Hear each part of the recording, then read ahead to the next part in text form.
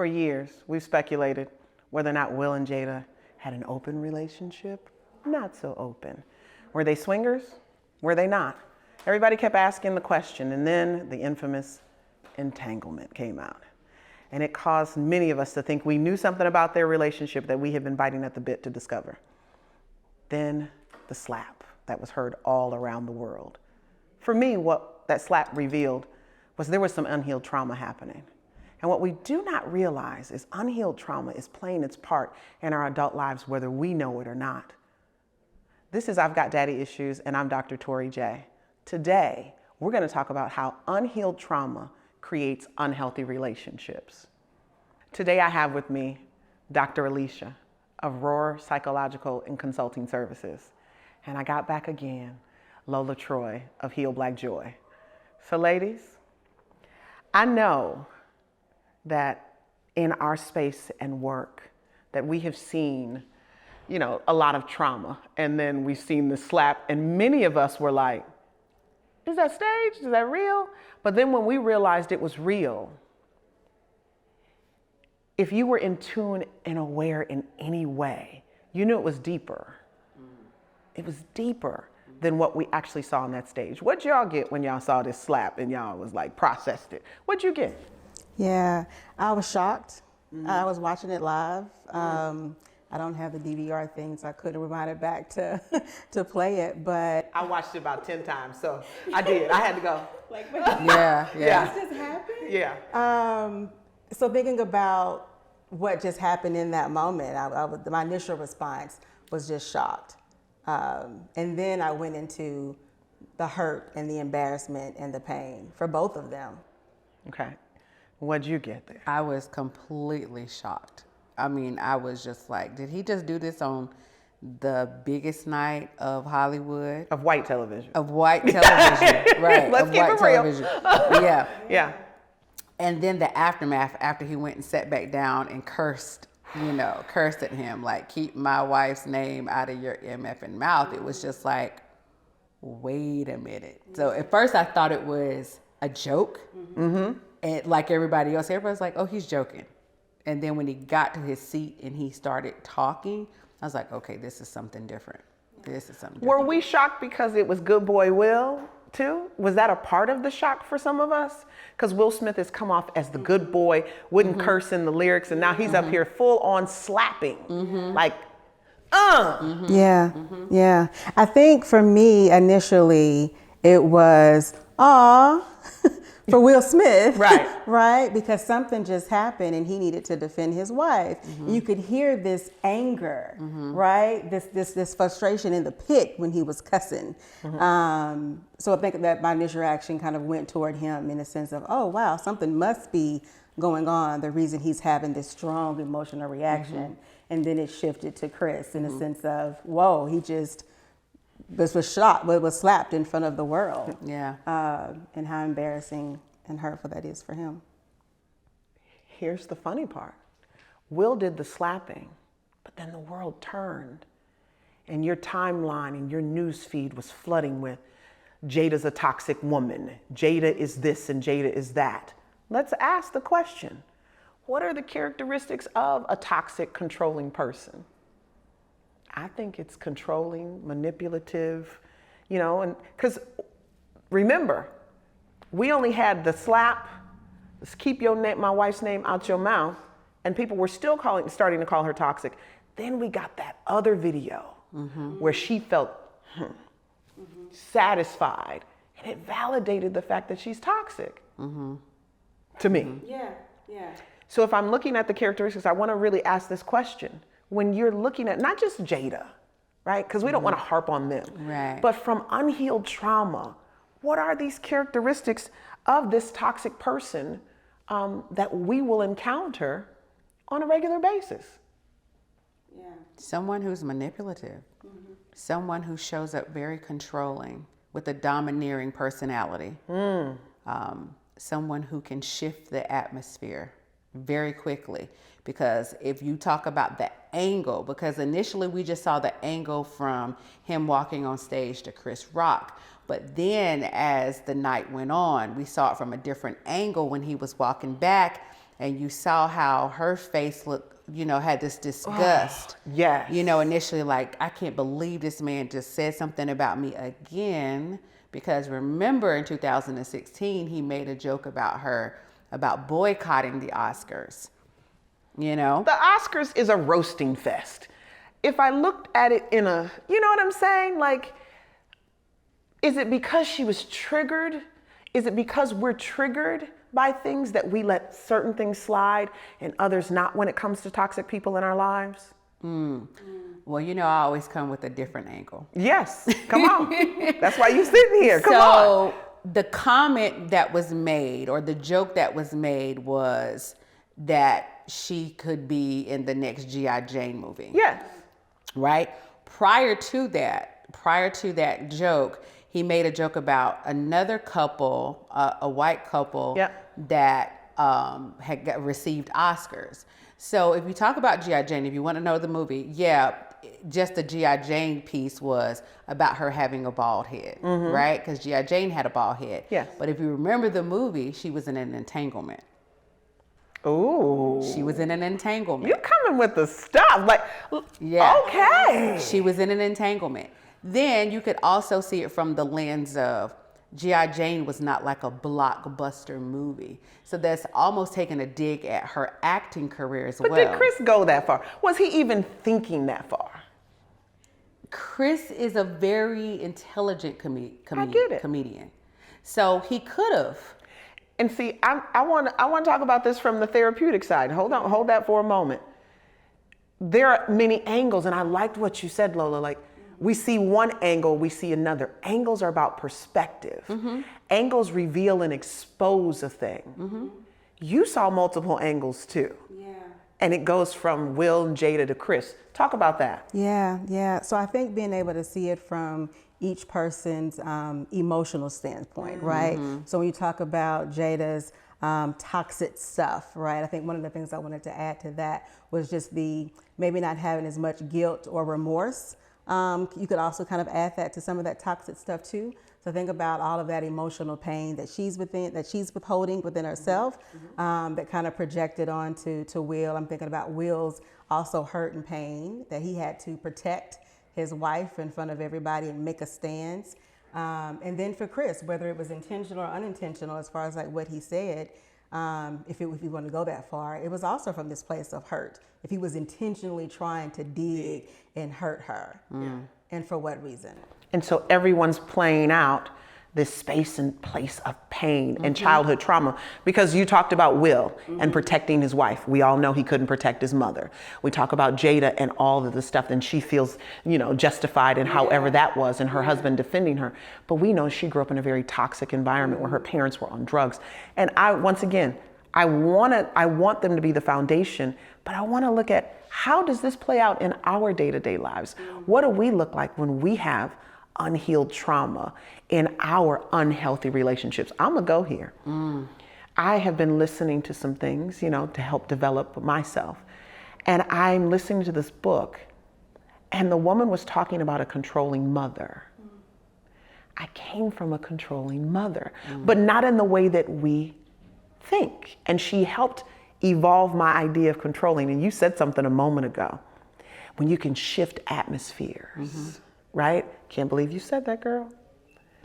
I learned this week in my relationship with my husband, because I grew up in a home where I never knew how my mother was going to come home. I had anxiety about how that would show up. I had anxiety about, was it going to be a good day or a bad day? I had anxiety about, is she going to be happy or sad or whatever that is? And so I learned as a child, you have to manage people's emotions in order for my safety.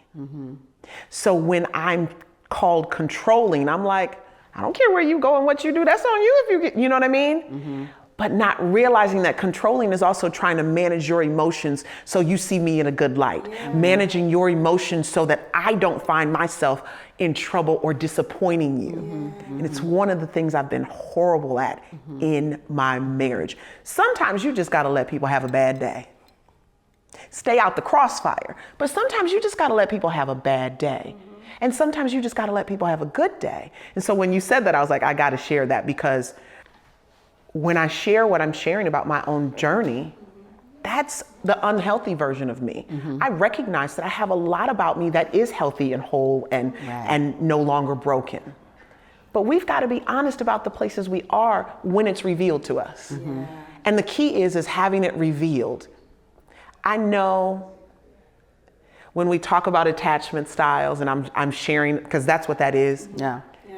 We've been so super intentional about the law of attraction, how we attract, who we attract. But we have not been intentional about how we attach and who we attach to. Talk to me about this and why. Talk to me about this.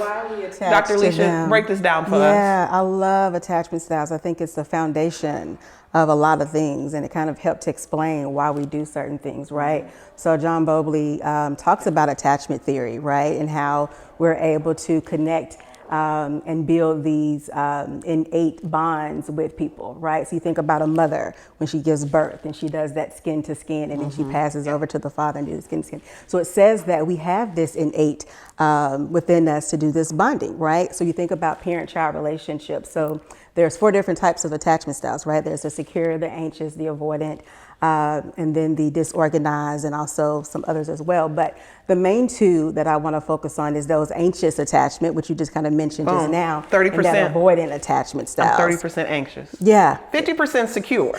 Come Yeah, on, and a lot of somebody. people are secure. And it's amazing how we show up in certain relationships, right? Like in certain relationships, I can show up very secure. In some relationships, that avoidance stuff pokes out, right? So we have to be mindful of that. But attachment theory says that how we attach with our parents during childhood is going to impact how we attach in those romantic and friendship relationships, right? Depending on how our parents was there for us. So as you kind of mentioned, if we have a parent who was very inconsistent. Sometimes you're there, sometimes you're not. Sometimes you're there, that helicopter parent, you don't know. So of course it's gonna make you anxious.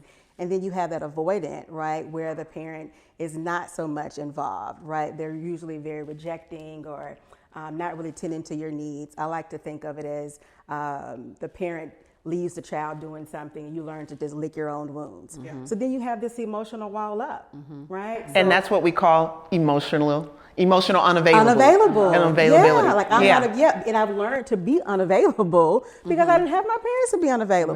Right. Right? So when I'm in a relationship, it's automatically going to show up. Yeah. I'm good. I don't need you. I can fend for I got this. Yeah. Independent. Yeah. That's a strength. And it's not, and I know we focus on, because I want to, that avoidance, there's a lot of people in the space of fatherlessness. This is called I've got daddy issues. Yeah. They are avoidance, and they don't know that's what it's called. Know. And so when people come into their space, they go, you're emotionally unavailable. And of course, instead of receiving that, you're triggered, and then all of a sudden you're defensive. And you don't know how to receive that from a place of, this is my childhood upbringing and trauma manifesting in my relationships. I'm gonna let you continue to define these attachment styles. But I think as you mentioned with the daddy issues is that people don't realize that avoidant comes from that, right?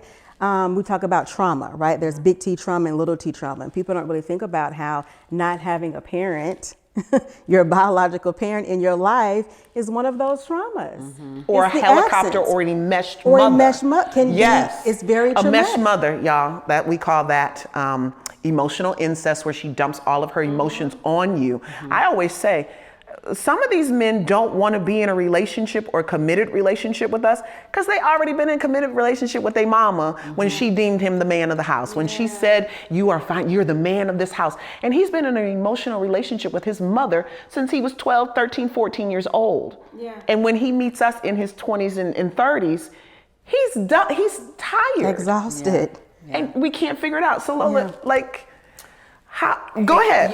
Just go on and jump in. Just to bring it right back to Will and Jada and Chris, that situation, even though it was just this isolated incident, we find ourselves in every single one of those characters. Absolutely. You know, Will and Jada, whatever their relationship is, of course they came together because they were trauma bonding. They had very similar traumas from their childhood. Exactly. You know, not having a parent that you didn't know if they were going to show up mad, angry, sad, or whatever. With her parents being on drugs and his dad being super duper militant and being an alcoholic, that shows up very similarly. So did Jada need a father figure? Did Jada need somebody to show up for her in that moment? Does she show up as, I got it, I can do it by myself? Of course she does. She does. And we do it as women, this overly independent. Yes. I don't need any help. I don't need I'm anything. good all by myself. Oh, my favorite. I don't need a man. Boo, you need a man. Yeah. And you want to want a man. And it's Yeah. okay. And it's And it's okay. It's okay. Just because you heard grandmother, mother, auntie said, Right. you don't need a man, don't depend on him. That's what's going on. That's why, not just because he's a blockbuster, star, not just because she has this red table talk with her mother and her daughter, we can look at them and see ourselves in them. And she's triggering Of course. the places in us. I tell people all the time, especially my coaching clients, triggers, when you being triggered, it's just showing you the work you need to do. Triggers are teachers. Yes. Don't get upset yes. about being triggered. People get triggered and they become avoidant. Yeah. They automatically are ready to be defensive. Yeah. I want to jump to this place of when we come from this place of unhealed trauma and we get into these relationships, what we don't realize is the people we're mirroring and the patterns that we're replicating. We're not paying attention, partially because grandmama and mama didn't tell us what was really going on behind the scenes. Let's talk about that, y'all. Like, mamas ain't revealed, y'all don't tell. I'm looking at the mother over here. Like, I know she has candid conversations with her daughter, so I do know that. Yeah. So tell me, like, as a mother, what can you tell your children so that they don't repeat these patterns? I want to share this really quickly. Tell them the truth. What is the truth? Go to the lie of origin. Go back, because what happens is our mothers and our grandmothers, and I love them. God Yes. knows. I love that generation. But there was this thing, this moniker of what goes on in our house stays in our house. Yes. That was detrimental to the generations that came The afterwards. other part that was detrimental is staying in a marriage that wasn't healthy. Yeah. And it's okay to stay as long as you're working through it. Right. And we acted like it didn't happen because so many people are like, I don't want to get married because I remember, grandma da-da-da, and they weren't happy. The problem is not that they stayed and they weren't happy. The problem is that they weren't working on the trauma and the pain. Well, a lot of times they stayed because they had to. Okay. You couldn't get as a woman, my grandmother couldn't get a bank account if she wasn't married. But we keep deeming our grandparents' couple goals. No, your grandmother was in a relationship that she had to stay in because she needed a home to stay in. I gotta step in, see, give my own. That's survival. That's survival, and too many of us have been in survival. You say go to the original, to the oracle, and I've been doing that. I've been going to the origin of my family and learning that my grandmother bought her own home. She worked for a family and they gave it to my grandmother, although she was married, as a land contract. My mother grew up in a very diverse community. There were white people to the left of them, and I think a Hispanic family here. And it's this beautiful house. My grandmother is owning this home in the 1950s. Wow, unheard of. That's unheard of as a black yeah. woman. And she's married, but it was her home. And when I look at that, I'm like, I come from amazing stock. Did they have survival? Were they in a situation? Absolutely. Yeah. But here's the challenge that we have when we're looking at our grandparents. They stayed out of survival. But part of that, I believe so many of them did step into it because of love. They stepped into, and so where do we go to find the love in their relationships? Where do we go to find, how do I want to put this? We know the bad about the relationships, let's be honest. When I think about what my family talks about with my grandmother, my grandfather, it's all bad. But I've been going to my grandmother's sister who's telling me the good. And the good is empowering me. My grandmother owned her own home. My grandmother was a dancer at Idlewild. I knew that. But she was also, she was the girl who everybody, her and my uncle were, she was the girl at the El Grotto. Google the El Grotto in Battle Creek, Michigan. It was where Motown A&R people came to pull talent to go to Detroit. And my grandmother was the woman, and my uncle, my great uncle was the man who everybody wanted to watch. We know the negative so often that that's all we're repeating. Yeah. That's what I want to bring out. Yeah, we have to be curious. Yes. Curious about the other side. There's this both and, right? Yeah. That I think we have to be able to go and be bold to have those conversations and go back and say, I want to have a conversation about this. Yeah. And when I say the truth, I'm talking about the good, the bad, and indifferent. We're so comfortable with the bad and the indifferent that we don't even think that it's okay to know the good, you know, because we polarize trauma. Trauma sells. Trauma is, you know, inviting. People want to hear that ugly story and how you overcame something, right? But we don't want to talk about the good, the love stories. The fact that, you know, your grandmother got this land in the 1950s as a Black woman. That's empowering. That's it gives super hope. empowering. I'm gonna tell you, it empowers me as her granddaughter. Yes. And all I know is, oh, she was crazy, she was this and that. But who was she before? Yeah. Because life happened to my grandmother, Yeah, right? why? It happens to all of us, Yeah. right? And when it happens to all of us, guess what? We're gonna have some responses, reaction to life happening to us. She reacted. And that's where the toxicity in families happen, and then the trauma happens, and then we repeat unhealthy relationships. And we're not paying attention to the why, and I love how you say the both and. Codependency, flaws. Are we as women, I'm about to go here. I wanted the man on this seat. I saw one man, are we as women so focused on flaws that we the red flags, we don't even know what our green ones are? Absolutely. We've become a red flag culture. And when you focus on the red flags, guess what? You're going to attract more of the red flags.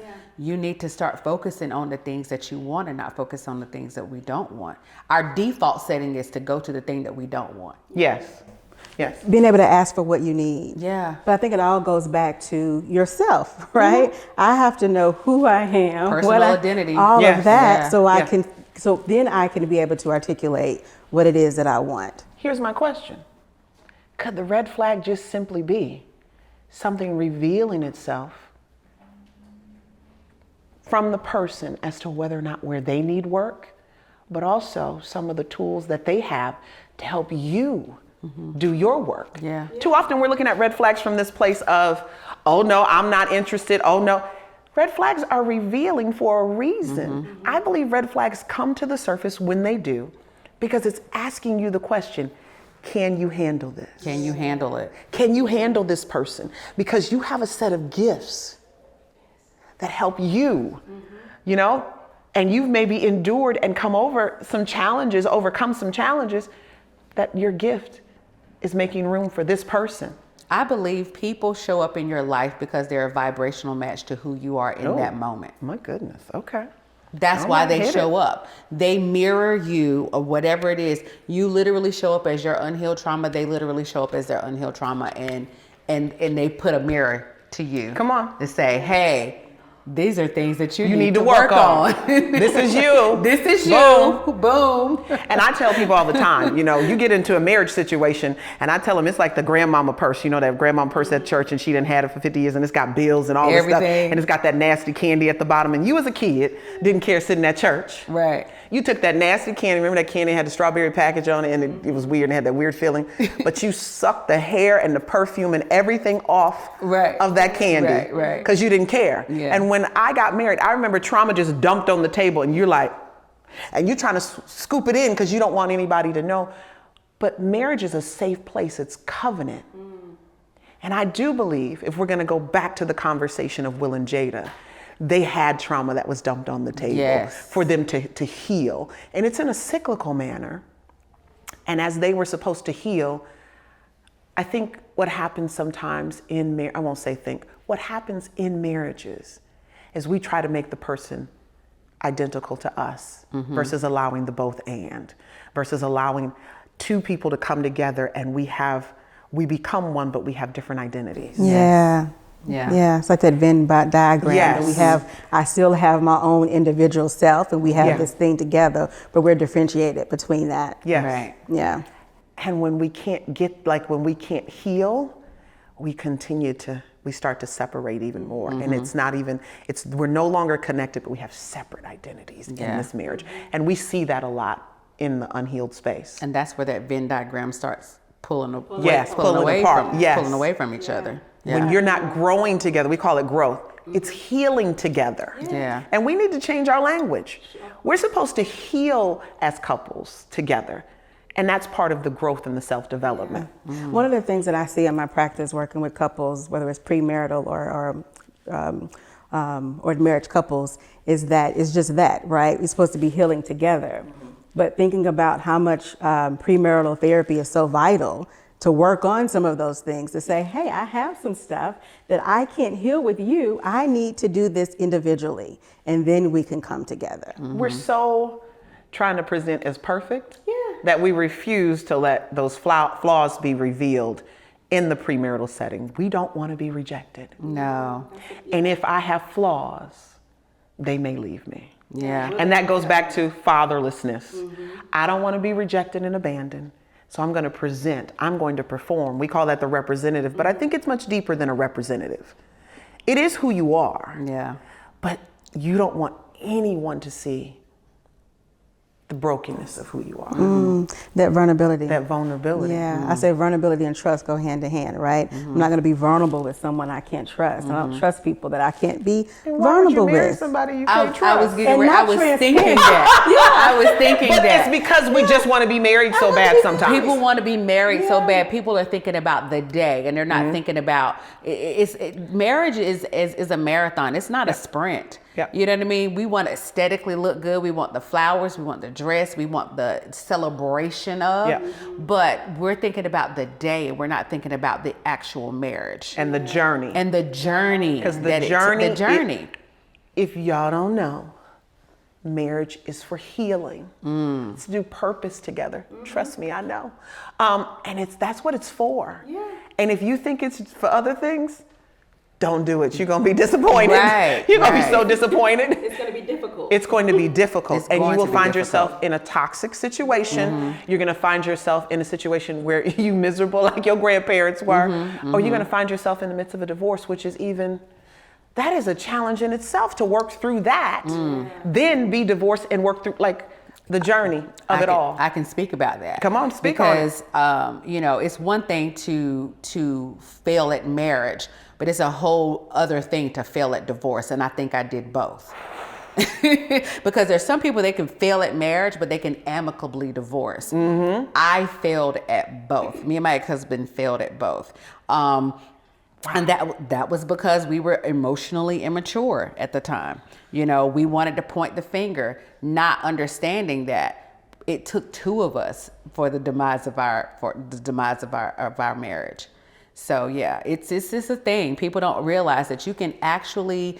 I think there's this term now, and maybe I'm wrong, but it's called.